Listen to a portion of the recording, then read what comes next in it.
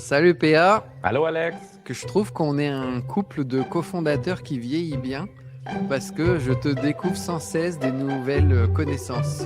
Oh, des nouveaux cheveux gris aussi, j'imagine? Regarde ça, mon gars.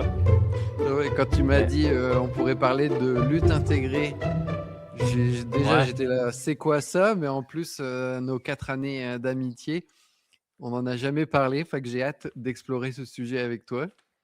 Moi, je pense parce que tu oublies de toutes les choses qu'on parle, parce qu'on en a déjà parlé ensemble. Mais Je bon, te je dis suis qu'on est habitué. c'est le secret Ouais, du bonheur éternel. ouais, ouais. Puis on s'excuse aux gens qui nous écoutent puis qui vivent ça malgré eux. Fait que voilà, vous n'êtes pas dans le milieu d'une chicane de couple. Alors, quel est ce mystérieux sujet qui est la lutte Oui. intégrée?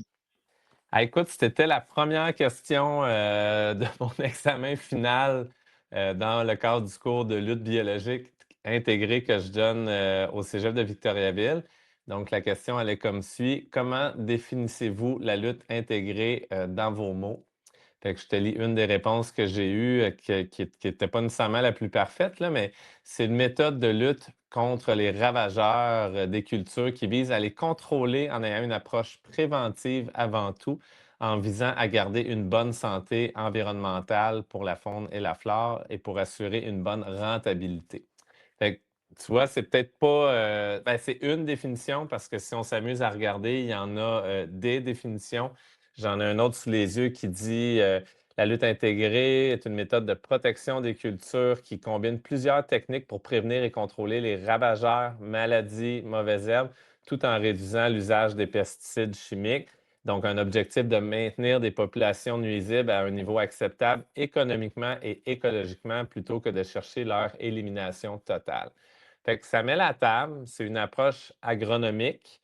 Puis là, évidemment, c'est là que j'ai pas de chapeau, là, mais tu sais que mon chapeau agricole est toujours pas loin de moi. Parce que la donne économique, peut-être qu'à l'échelle d'un jardin domestique, c'est moins un enjeu, malgré que les gens, des fois, dépensent des sous, là, on le sait, là, ça peut devenir coûteux, ou espèrent des résultats, fait que ça peut aussi jouer au niveau de la motivation et du plaisir.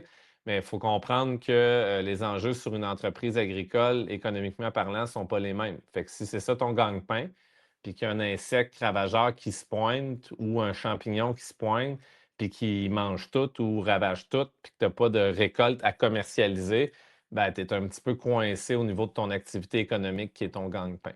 Fait qu'il y a une question environnementale puis une question économique. Mmh. T'es-tu perdu? Non, c'est bon.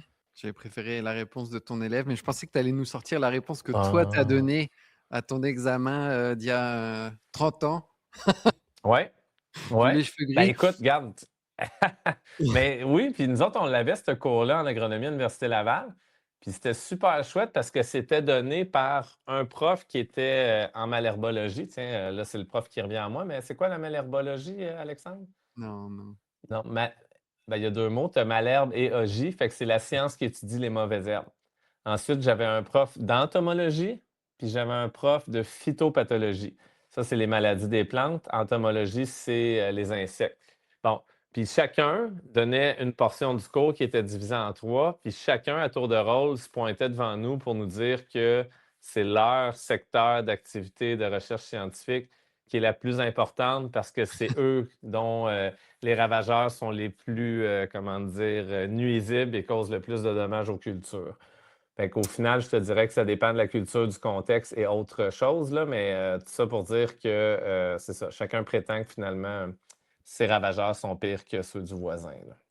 Fait que, Excellent. bref, c'est plein de moyens qui sont mis en place. Puis je vais t'expliquer un peu c'est quoi la vision plus globale de ça, là. Mais c'est pas juste de dire une bébite, une solution, puis c'est réglé, là. Il y a quand même une vision préventive, mais surtout une vision de compréhension derrière, là. Allons-y, je suis tout oui. Déjà, ma première question, ça serait, est-ce qu'on parle en serre ou on parle dehors? On parle des 2, autant au jardin, au champ qu'en serre. Il y a plus de documentation parce que c'est une activité économique plus importante, mais d'agriculture au champ que dans les serres, évidemment, là, parce qu'on a plus de superficie agricole à l'extérieur là, au Québec, même si les serres occupent quand même une certaine place. Fait que souvent, la documentation va être plus à ce niveau-là. Il y a des vases communicants. Souvent, ce qu'on a dans une serre, on peut le retrouver aussi au champ. Mettons une problématique de puceron. Par contre, la grande différence, c'est que une serre, c'est quand même un milieu fermé, c'est un milieu confiné, à l'intérieur de laquelle il y a probablement moins de prédateurs ou de parasites naturels qui vont venir contrôler un peu les populations d'insectes nuisibles. Là, je parle surtout au niveau des insectes. Tandis qu'au champ, ben là, j'ai des oiseaux, j'ai full de guêpes parasitoïdes, j'ai des carabes, des coléoptères qui peuvent manger d'autres insectes, ainsi de suite. Fait que, veux pas, tu as une faune qui est beaucoup plus biodiversifiée. Puis ça fait en sorte que ce qu'on appelle une chaîne trophique, là, tu sais, les grosses bébites mangent les petites. C'est ça, c'est pas l'inverse. Fait que, autrement dit, ben, si j'ai une chaîne trophique, ben, ça va faire en sorte qu'il va y avoir une certaine régulation. Tandis que dans une serre, ben, c'est ça, je veux dire, si la mouche blanche, la leurode s'installe, puis qu'elle n'a pas de prédateur, ben, elle peut continuer à se développer puis à se multiplier de façon très rapide. Puis là, ça peut devenir une grosse problématique. À l'inverse, en serre, peut-être qu'on a moins de problèmes de maladie au niveau des champignons, là. Fait que pour moi, la lutte intégrée, dans le fond, elle s'adapte aux deux, là, je te dirais, là. Si on y va Tu veux dans que le je te conseil dise? pratique, est-ce que c'est pas mieux de commencer Ouais. par, la serre? Parce que moi, j'ai l'impression que c'est plus facile de jouer à Dieu en serre que dehors. Ouais, ben, oui et non. Tu sais, je vais t'expliquer à l'inverse plutôt c'est quoi les fondements. Puis après ça, tu verras comment l'appliquer dans un contexte ou dans l'autre, parce que c'est pas tout le monde non plus qui ont des serres. Est-ce que ça te Nous, va? on veut des conseils pratiques, hein, P, hein. Oui, je vais y revenir. Arrête, là. C'est super pratique, puis c'est super éducatif ce que je vais dire. Vas-y. Là, arrange-toi pas pour couler mon examen. Mais la lutte intégrée, on va la voir en étapes. C'est bon? Fait que c'est comme une roue là, un peu là, qui tourne. Puis notre première étape, c'est celle de la connaissance. Fait que tu vois, ça, c'est le volet pédagogique. Dans le fond, si je fais pousser de la carotte, là, c'est quels insectes qui devraient s'attaquer à ma carotte? Il n'y en a pas 40 des nuisibles dans le cas de la carotte. Tu sais, je devrais avoir un charançon, je devrais avoir une mouche de la carotte, peut-être un papillon, mais tu sais, j'en ai pas 40. Fait que c'est de connaître quels insectes vont s'attaquer à quels légumes. La plupart des gens qui nous écoutent connaissent la teigne du poireau et ils savent qu'elle va s'attaquer aussi à l'oignon, elle va s'attaquer aussi à l'ail. Mais après ça, je veux dire, il n'y en a pas 40 insectes différents ou celui que je nommais la mouche de la carotte n'ira pas vraiment dans l'oignon parce qu'il n'y a pas d'intérêt pour cette culture-là. Fait que le premier élément, c'est la connaissance. Puis ça, on peut la trouver dans beaucoup de guides de référence ou de livres qu'on peut lire sur un super site fait par le ministère de l'Agriculture, par le MAPAC, qui s'appelle IRIS Phytoprotection, IRIIS Phytoprotection, sur lequel, en fonction des cultures, on peut facilement trouver c'est quoi les organismes nuisibles. Ça, c'en est un nuisible sur 4 pattes. Tiens. Fait que, il joue avec ma caméra. Fait que, tout ça pour dire que la première étape, c'est de connaître c'est quoi les ravageurs et nos cultures qui sont sensibles. Ça te va pour ça? Connaître son La ennemi. deuxième est connaître son ennemi. C'est excellent.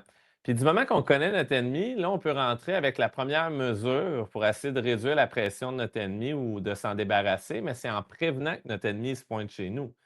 Fait que là, l'autre fois, on avait fait un guide sur le filet anti-insectes, surtout dans l'optique de la teigne, là, Mmh. dans l'air.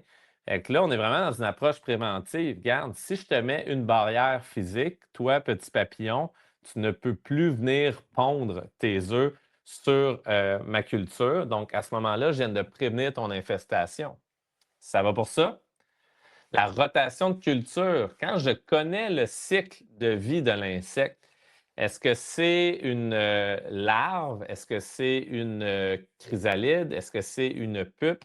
Ça, c'est la pupaison, c'est une des étapes de la métamorphose. Est-ce que c'est dans le sol que l'insecte va venir hiberner, passer son hiver? Est-ce qu'il arrive par les vents du sud à partir de provinces plus au sud, plus chaud? Quand je commence à comprendre un peu aussi le cycle de vie, là, je suis revenu à l'étape 1 dans les connaissances, bien, ça me permet peut-être de mettre des moyens préventifs en place qui font du sens. Donc, la rotation de culture, c'est vraiment un bel outil aussi, parce que si je retrouve avec un insecte qui hiberne dans le sol, puis d'une année à l'autre, je mets ma culture au même endroit, puis là, je vais mettre un filet par-dessus en me disant, ça y est, je fais de la prévention. Au contraire, peut-être je vais amplifier le problème parce que là, je viens de mettre une barrière physique à l'extérieur à mes parasitoïdes, à mes prédateurs, qui pourraient venir normalement réguler un peu les populations de mon insecte nuisible. Tu m'as suivi Ouais, jusque-là, ouais, ça le fait? jusque-là, c'est bon, ça repique, OK. pas mal nos balados sur la rotation et autres, donc jusque-là, je suis. Mais Oui, c'est vrai que j'aime beaucoup ben, l'idée de bien connaître ses ennemis et donc on mettra le site que tu as nommé Iris Phytoprotection en lien. phytoprotection. Ouais. Ouais Puis, et ben, regarde, tant qu'à rester dans les références, puis c'est ce qu'on veut faire aussi avec la main verte, puis d'une année à l'autre, ça va être bonifié. Mais on est aussi chanceux et chanceuses au Québec parce qu'il existe ce qu'on appelle le réseau d'avertissement phytosanitaire, qui est aussi fourni par le MAPAC gratuitement. Donc, on l'appelle amicalement le RAP, le RAP. Fait que lui, tu peux t'abonner si tu fais de la culture de melon, de tomates ou tu sais, vraiment par type de culture puis que tu n'en as rien à foutre des choux, ben inscris-toi pas au rap sur les crucifères, inscris-toi au rap sur les tomates. Puis tu devrais recevoir des avertissements par courriel te disant ben OK, là, on a commencé à détecter la pression de tel champignon ou tel insecte dans tel secteur.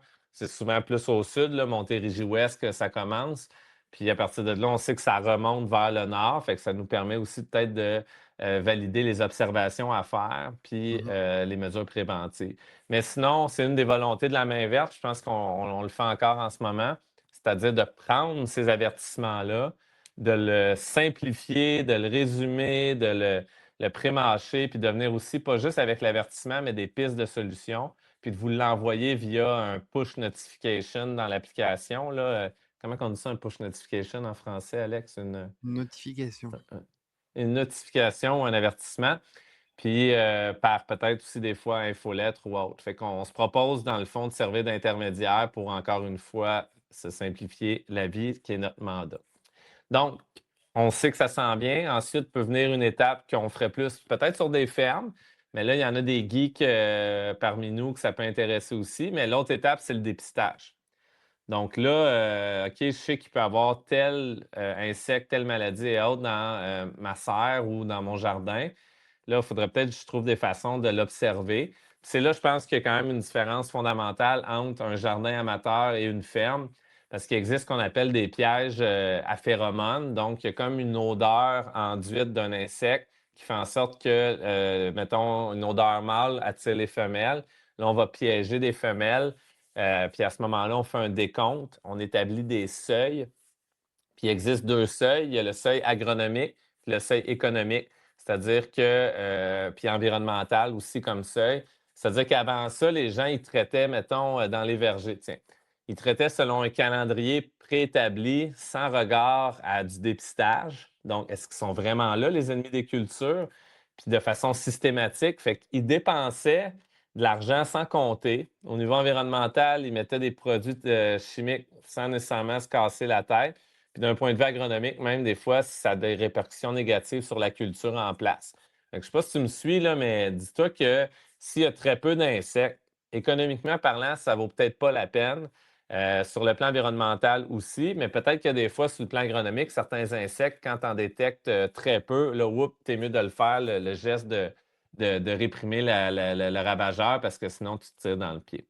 Fait que ça, c'est une autre approche que je te dirais qu'au jardin, je la sens moins un peu facile à mettre de l'avant, mais avec des pièges collants jaunes vendus par différents de nos partenaires, on peut le faire, qui est à la fois des fois un outil de dépistage, puis aussi un outil de lutte Ah, contre le c'est cool, ouais. ravageur. Ouais, parce que si tu as beaucoup, je sais pas moi, de mouches du terreau, des petits tiarides et autres, ben, un piège collant jaune, ça attire dans le fond beaucoup de ravageurs. Fait que là, tu vas te trouver à les piéger plutôt qu'ils aillent sur tes cultures. Je Après vais, ça vient la. je Vas-y, vais oui. mettre à l'écran une photo que j'ai prise pour ton livre qui s'en vient sur la culture en serre. Ouais, On va faire comme si elle est là. sur les pièges. Bah, tu sais, avec tous tes collants jaunes là. Ah oui, Voilà. OK. Dans la serre, on en a mis des Ouais. gros, là. Ouais, il y en a beaucoup, c'est ça qui m'a quand Oh, même oui, marqué, ah ouais. puis qui a suscité ce balado aussi. Bon. Ben, tu vois, ça, c'est C'est de la lutte des là, on est dans le rouleaux. mot lutte là. Oui, on n'est plus dans On va tous l'épistage. les mettre quoi. Mais c'est bien ça, parce que c'était ma prochaine étape, on tombe à l'intervention. Là, je lutte contre un ennemi. J'ai arrêté la prévention, j'ai dépisté, là, je vois qu'il faut que j'intervienne. Puis là, grosso modo, il y a à peu près trois types de lutte, la lutte chimique, la lutte biologique et la lutte physique. Donc là, toi, ce que tu as vu avec les pièges collants jaunes, c'est une lutte physique. Donc, c'est un truc gommant, collant, quand l'insecte va le voir par curiosité parce qu'il pense naïvement que c'est une fleur, bien, il est englué sur le piège, il est physiquement pogné là, il ne sort plus de là, c'est réglé. Bon, mais tu sais, dans le cas de la serre, on avait des gros problèmes d'aleurodes, la petite mouche blanche tantôt, qui est dans la même famille que les pucerons, qui dégage, qui sécrète du miel là, une espèce de substance collante.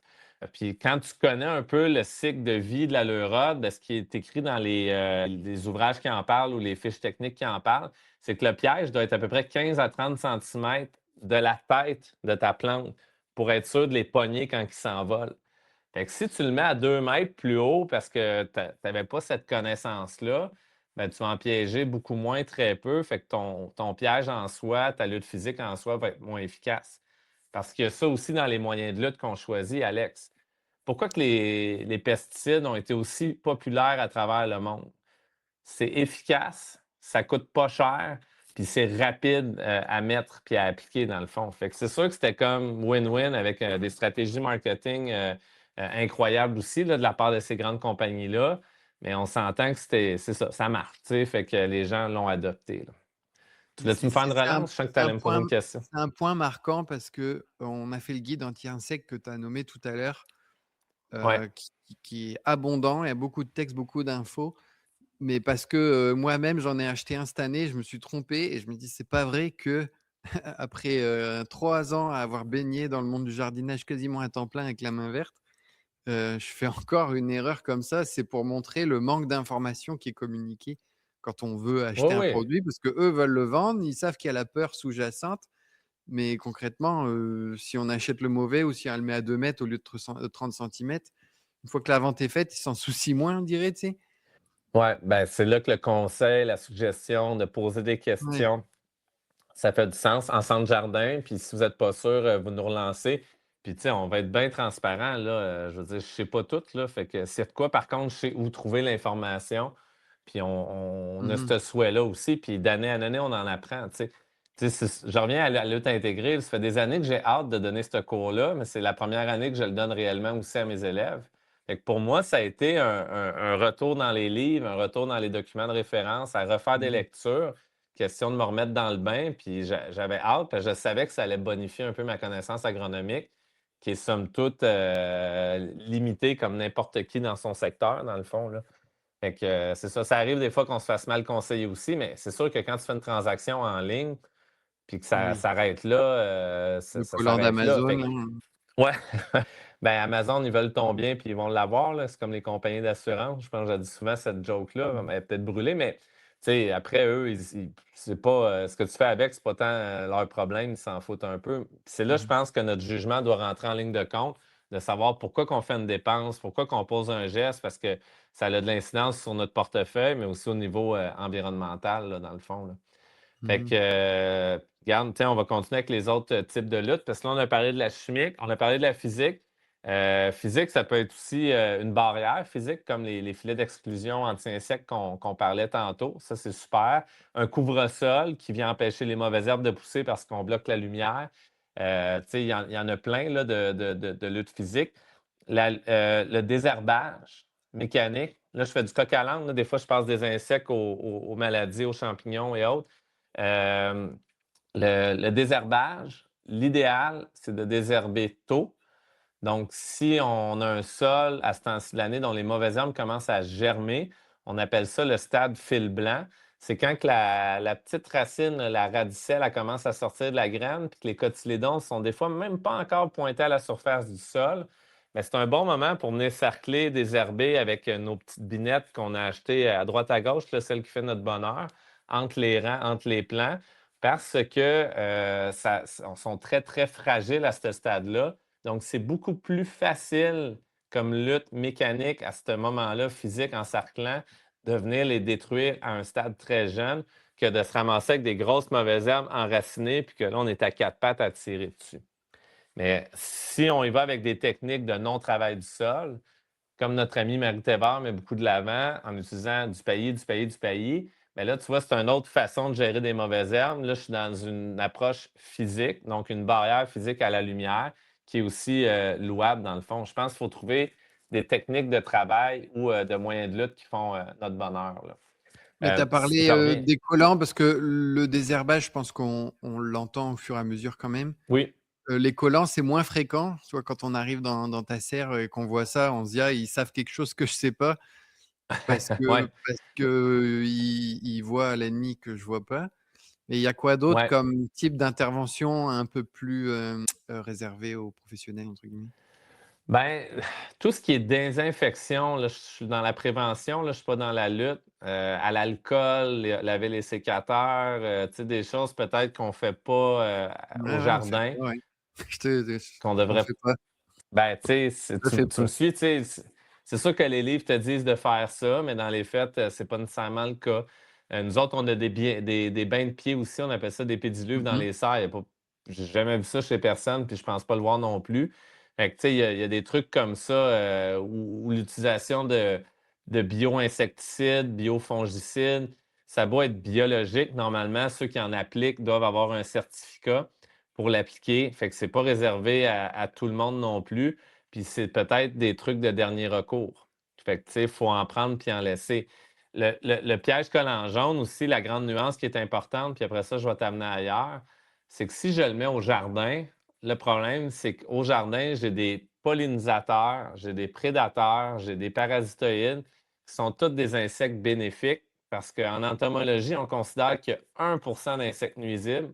Puis c'est ceux-là qu'on connaît, nous, les humains, parce qu'ils, tu sais, ils nous écœurent, ils nous énervent, ils causent des dommages. Tu sais, l'altise qui ravage tes crucifères ou le sphinx de la tomate qui vient bouffer tes tomates, tu les connais, mais tu ne connais pas toutes les parasitoïdes, les petites formes de guêpes, là, les variantes qui existent. Tu sais. Fait que là, si tu mets des pièges collants jaunes, puis c'est ces organismes-là que tu viens attraper sur tes pièges, ben c'est un peu tannant parce que là, tu es en train de nuire à l'environnement externe là, autour de chez toi, là, dans le fond. Mmh. Tu me suis? En ça, Oui.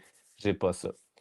Là où je voulais t'amener qui est ailleurs, c'est que pour qu'une maladie ou un problème dans ta serre arrive, il faut que tu aies 3 conditions qui soient réunies. Il faut que tu aies une plante ou un hôte qui soit sensible.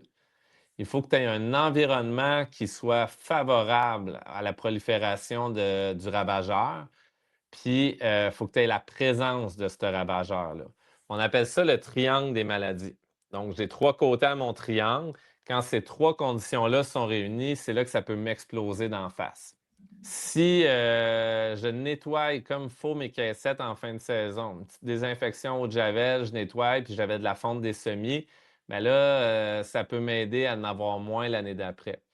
Si justement je reste avec la fonte des semis, j'ai température froide, humide, on le sait que c'est des bonnes conditions, pardon, pour que le champignon prolifère. Ben, à ce moment-là, je suis capable d'avoir des températures plus chaudes, ben, je vais réduire un environnement favorable à sa présence.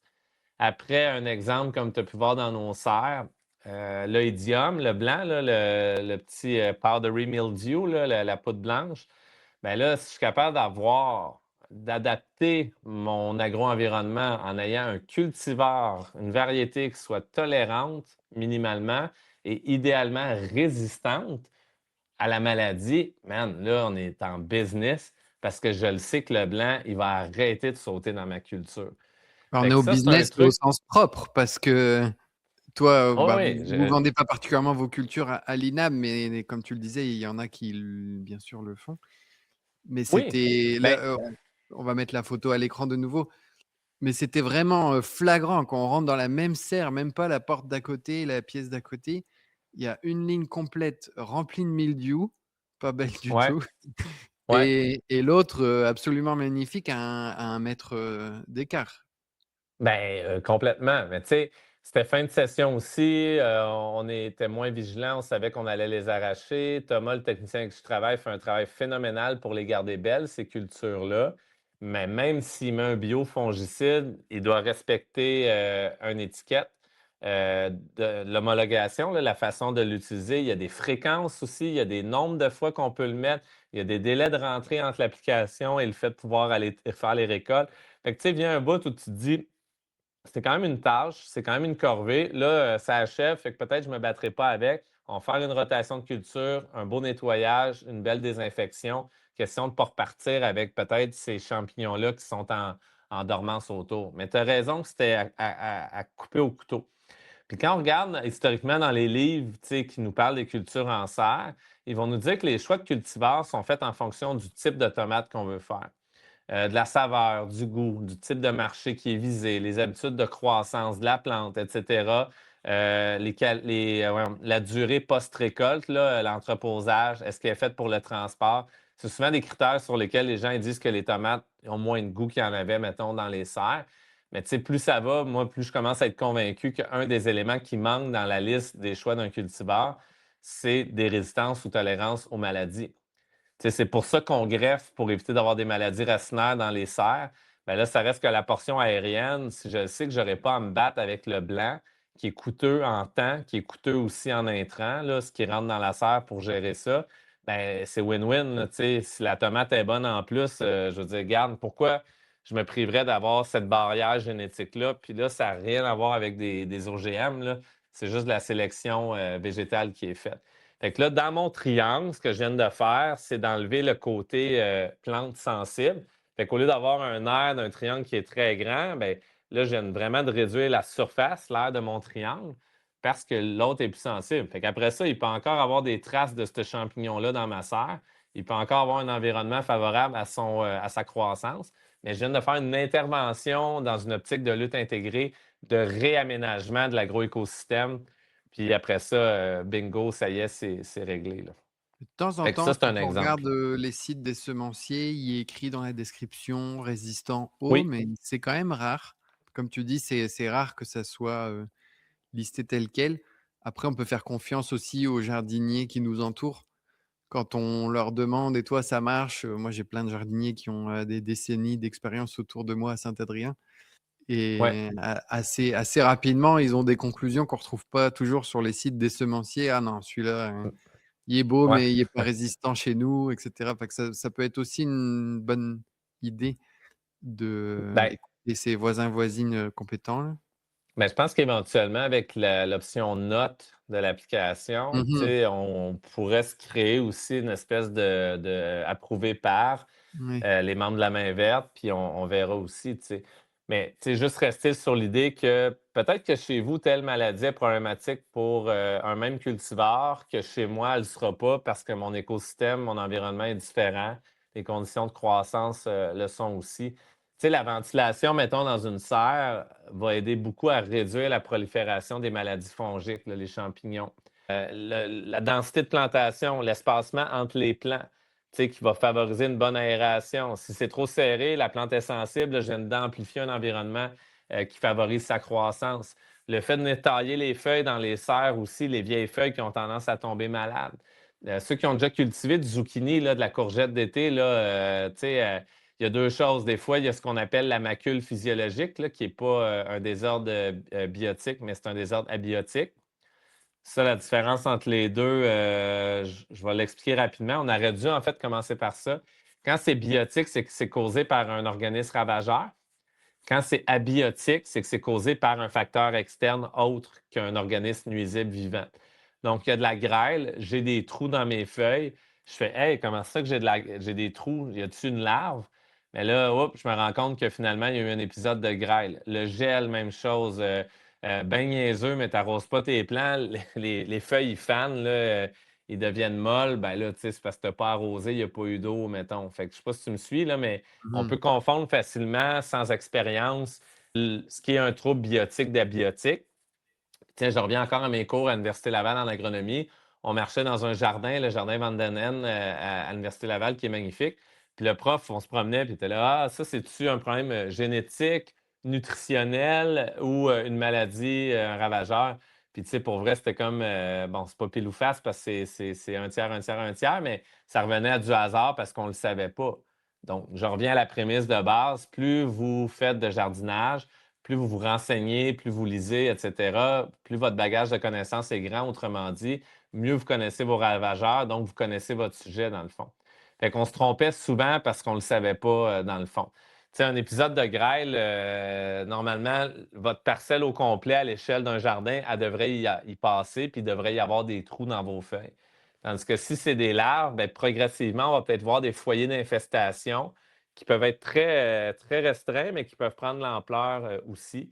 Le blanc commence par les vieilles feuilles, puis souvent remonte vers les feuilles plus jeunes qui, eux autres, sortent progressivement. Fait que des fois, ça arrive que la courgette finisse par pogner du blanc, elle est sensible. Fait que physiquement, moi, je taille ces vieilles feuilles-là sans me promener partout avec mes feuilles pour laisser les spores tomber sur les nouvelles feuilles. Puis je vais les sortir, puis ça peut redonner un second souffle à mes plants sans Mmh. y aller avec des recettes maison de petites vaches et autres là, que je viens saupoudrer sur mes feuilles. Tu sais. Fait que ça, c'est une autre approche dans le fond. Ça va entre biotique et abiotique dans une question d'examen. Ouais, même Tu si peux je faire la m'attendais à ce que différence. tu me dises, ce qui vient de soi et ce qui vient des autres là, dans la séparation, des 2, mais c'est 2 types Ouais, c'est bon. d'externalités. Ouais, c'est bon. L'autre chose qu'on a vu aussi arriver beaucoup dans les serres, au champ, c'est moins évident, mais ça se fait quand même, mais c'est de la lutte biologique. Donc, c'est quand même hot comme technologie des gens qui se sont mis à étudier hey, tel insecte qui mange tel insecte. Ah, on faudrait trouver une façon d'en faire l'élevage, comme on fait de l'élevage animal, parce que ça reste dans le règne animal, les insectes.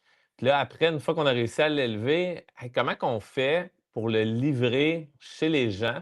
Puis qu'ils soient capables de le mettre de l'avant dans leur jardin ou dans leur serre. Moi, ça, je trouve ça phénoménal. Ça a été un gros game changer dans les 20 dernières années dans les cultures en serre, qu'on soit conventionnel ou qu'on soit biologique, d'acheter des cartes avec des œufs collés dessus Ah ouais, ouais. d'Ancarcia formosa ou autres qui viennent gérer un peu mes aleurodes à ma place, plutôt que de mettre un insecticide. Tout le monde est content de ça. Parce que mettons que tu es conventionnel, du concombre libanais, t'en fais, tu as un problème de puceron, puis que tu mets un produit qui est tellement nocif qu'il faut que tu attendes 2 jours avant de pouvoir rentrer travailler dans ta serre et faire des récoltes. Quand le concombre libanais, lui, est récolté à tous les jours, mais c'est des pertes économiques pour l'entreprise aussi. Fait que pour moi, l'essor de la lutte biologique, puis là, tranquillement, on va l'avoir arrivé au jardin. Là, toi et moi, on a déjà spoté un peu là, des nouveaux joueurs dans le milieu qui vont prendre les outils, mais les downscaler ou les. Il faut que j'arrête avec mes mots anglais, mais les adapter à l'échelle du jardin. Je pense que ça va être cool aussi qu'on puisse avoir accès à Mmh mh. ces outils-là qui, en serre, font du sens parce que c'est un milieu confiné. Puis au champ aussi, il y a quand même des trucs le fun, là, dans le fond. Là. Ouais, Fait que ça, carrément. ça le fait. Ouais. Tu as une autre façon d'adapter ton agroécosystème? Non, mais en tout cas, c'est un nouveau mot encore, ouais. Agro-écosystème. Vas-y, là, tu bombardes, Agro-écosystème. aujourd'hui. Ouais. Ben, ton jardin écosystème, il faudrait l'inventer le mot. Ton potager écosystème. Euh, en tout cas, en agriculture, ce qu'ils sont en train de démontrer, c'est que des bandes florales, des, tu sais, des plates-bandes de fleurs, c'est payant dans le fond. C'est payant sur le volet agronomique, le volet écologique, puis éventuellement le volet économique. Il y a même des grandes entreprises. L'autre fois, j'assistais à une présentation de Geneviève Labrie, là, une entomologiste chercheur au CETAB, là, le Centre d'expertise de transfert en agriculture biologique du Cégep de Victoriaville. Puis elle mentionnait qu'un gros producteur de fraises en implantait dans ses champs, puis qu'il voyait vraiment les bénéfices au niveau de la qualité de ses récoltes, puis ses rendements totaux aussi, donc la quantité de fruits qu'il générait. Parce qu'une bande florale, oh, Ouais, c'est on bon. est parti puis on est revenu. Mmh. Une bande florale, ce qu'elle fait, c'est qu'elle va nourrir trois principaux types de fonctions au niveau des insectes, soit les pollinisateurs, qu'on sait qu'on a vraiment de besoin parce que les populations déclinent. Les prédateurs. Un prédateur, c'est un insecte qui mange un autre insecte sans laisser de traces. Puis les parasitoïdes, que les autres, c'est vraiment funky parce que c'est un peu comme dans les films là, d'extraterrestres, là, où souvent, une guêpe va venir pondre son œuf à l'intérieur d'un insecte ravageur. L'œuf va éclore, va manger l'intérieur de cet organisme ravageur-là avant de faire sa métamorphose puis de sortir. Fait que souvent, il laisse comme une trace ou une petite momie un peu, mettons, dans le cas des pucerons. Fait qu'on peut observer du parasitisme, tandis que la prédation, ça, on ne peut pas. Fait que, donc, des bandes florales avec plein de sortes de fleurs qui fleurissent à différents moments. Il n'y a pas juste les abeilles avec les pissenlits, mais d'essayer de penser un peu à comment intégrer ça. Puis à l'échelle Mmh. d'une maison qui a moindrement un terrain, je pense que c'est quand même plus envisageable.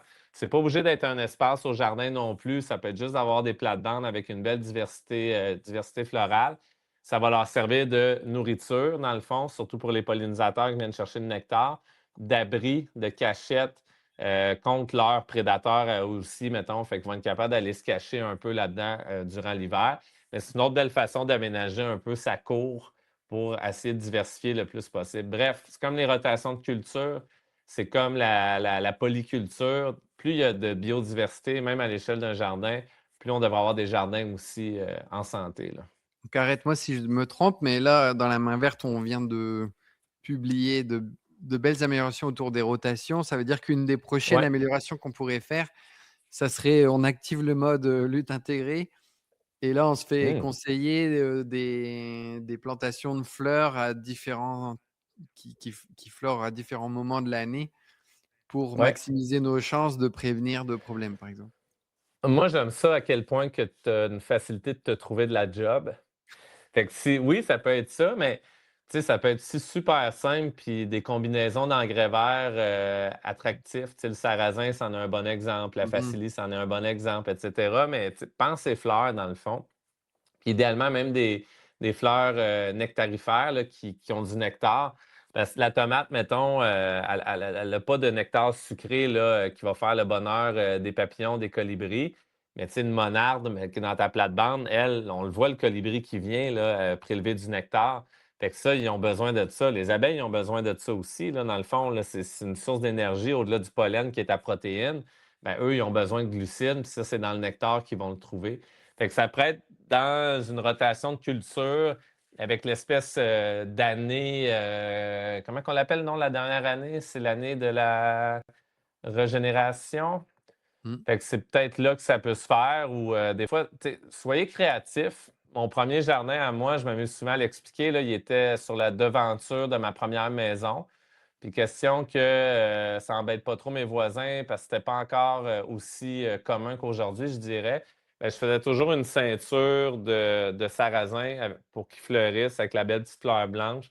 Je m'assurais que c'était à la fois très fonctionnel là, au niveau de l'alimentation, mais aussi biodiversifié et esthétiquement joli.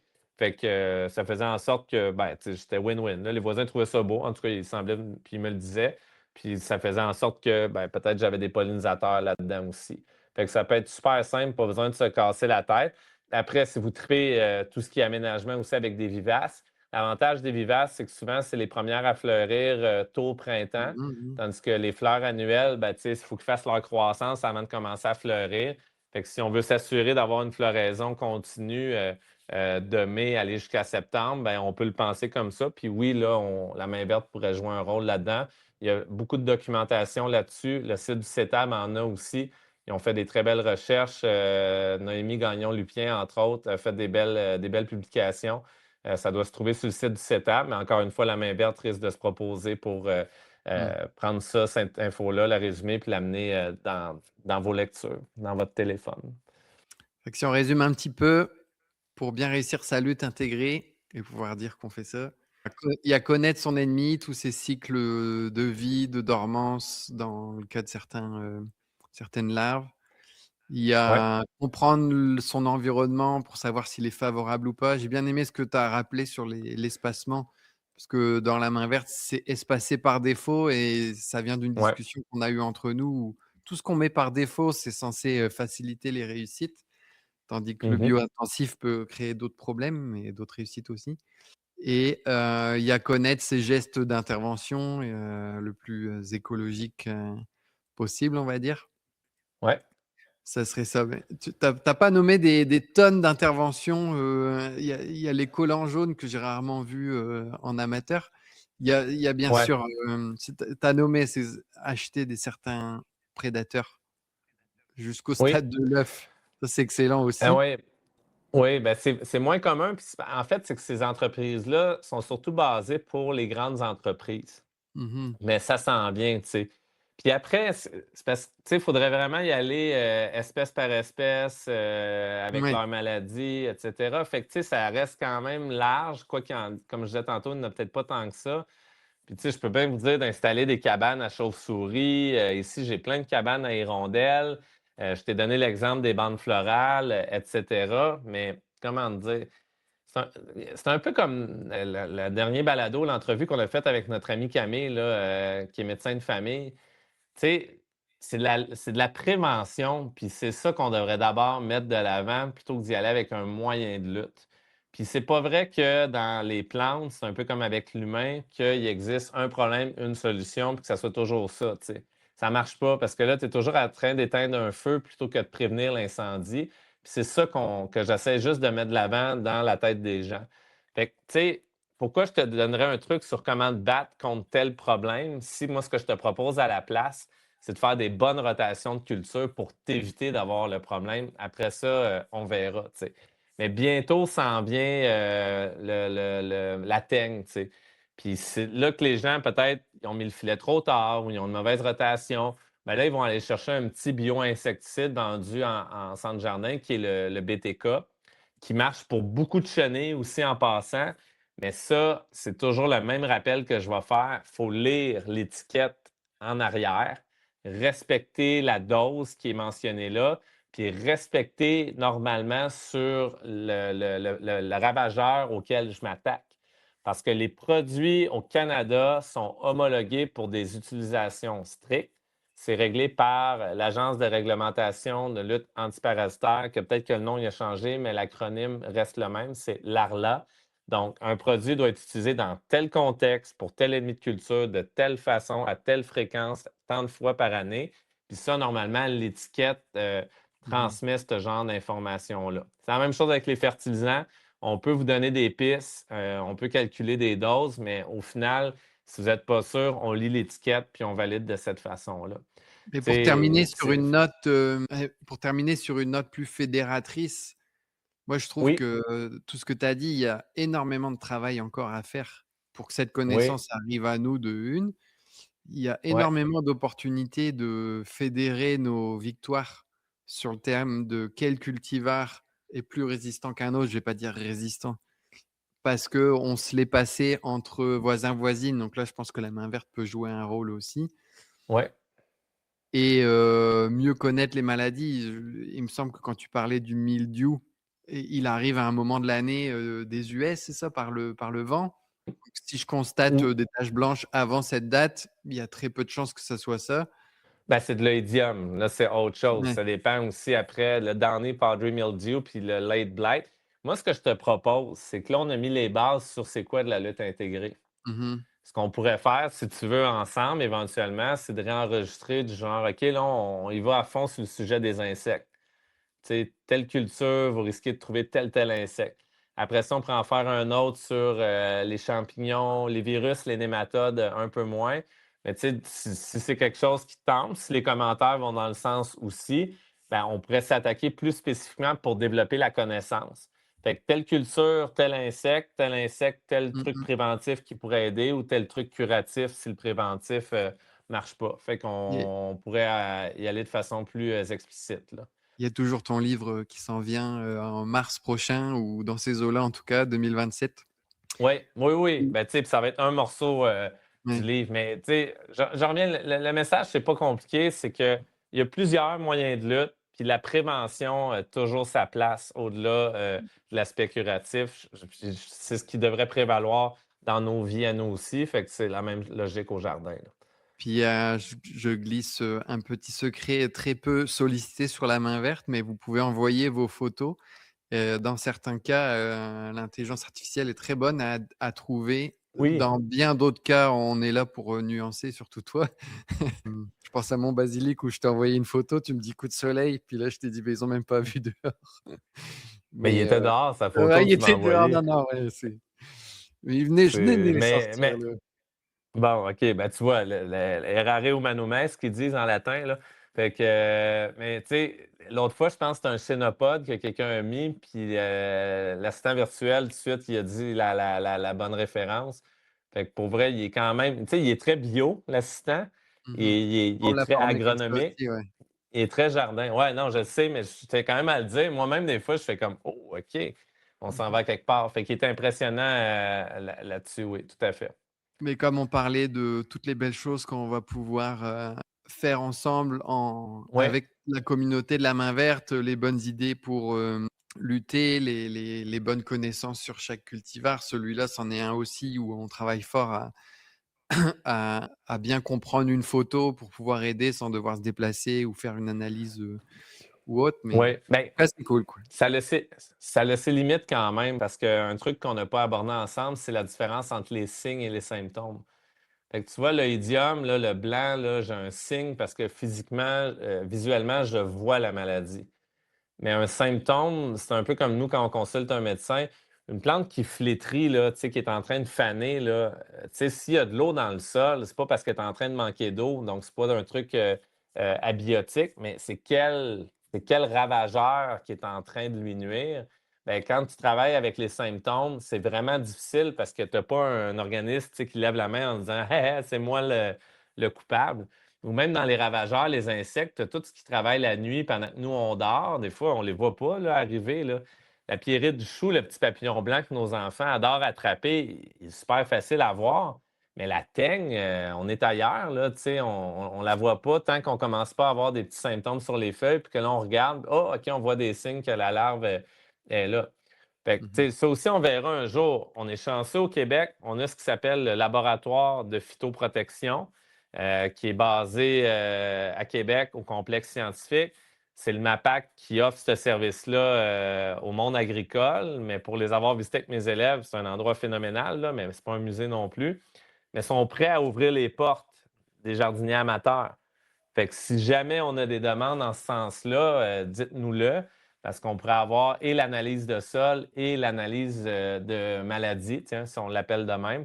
Puis là, ça vous pose un diagnostic clair. Puis de plus en plus, Alex, eux autres travaillent avec le génome. Fait que c'est fou, là, pareil, là, tu sais, à cette heure, les outils qu'on est rendus au niveau technologique, c'est que tu sais que c'est quoi la génome de tel insecte. Ben, OK, ils l'envoient, ils font le test PCR. Puis ils sont capables de dire avec beaucoup de précision c'est quoi. Fait que ça a Je s évolué aussi à ce niveau-là. Là. je réfléchissais à ce que tu me disais que j'aime bien me mettre, de la job, mais tu viens de faire pareil, puis je pense ça fait la conclusion, mais c'est pas que j'aime me mettre de la job, c'est que j'aime, me rassurer sur le fait qu'on va pouvoir faire ce métier pendant 10 ans. Puis, tout ce que tu viens de nommer et la raison pour laquelle je nomme toutes ces opportunités, technologiques notamment, bah, c'est juste un symptôme qu'on aime notre métier. Ouais, Donc complètement. on Puis, se mais laisse c'est ces là-dessus? gens-là éventuellement. Ouais, c'est ces gens-là éventuellement qu'on trouvera une façon d'inviter au balado. Parce qu'ils ont Bah, une oui. meilleure expertise que la mienne. Puis, tu sais, le site Iris Phytoprotection, entre autres, les photos d'insectes, tu sais, c'est ces laboratoires-là qui les prennent en images. Puis c'est phénoménal la qualité d'images superposées qu'ils font. Là. Ça donne des trucs visuellement magnifiques. Fait que oui, on se laisse là-dessus. N'hésitez pas à poser vos questions. Puis je pense qu'en jardinage, dernier truc, c'est qu'il faut trouver un équilibre là-dedans aussi. Là. Fait que pas chercher à éradiquer à tout prix, mais des fois, trouver un juste milieu. Moi, du chou chinois, c'est fini parce que je comptais 150-200 limaces par plant. Fait que c'était dégueulasse. Fait qu'à cette heure, même, à la limite, tiens, mon chou chinois devient une plante trappe qui attire les limaces. Fait que, on peut inventer nos propres moyens de lutte aussi en fonction de nos observations, puis on prend des notes. Tu partageras ça dans la section notes publiques de la main verte, s'il te plaît. Parfait, c'est noté. Allez, merci encore, salut!